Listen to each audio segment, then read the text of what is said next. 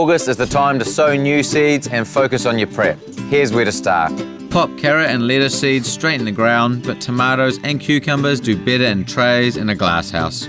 Same goes for your summer bedding plants, which need protecting from the cold. Whatever your favourites, plant up some herbs in beds or pots.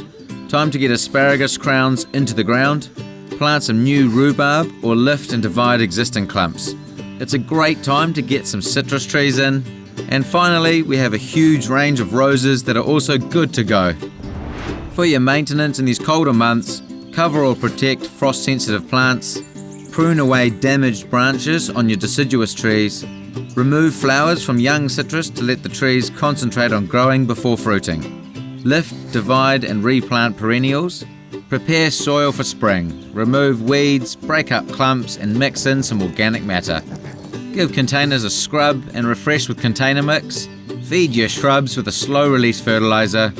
Mix in some compost into your existing rose beds. Give your spring bulbs a top-up feed and fertilize your lawn and water in well. And for something to look forward to, next month the garden should be in full swing with those spring blooms really beginning to take off.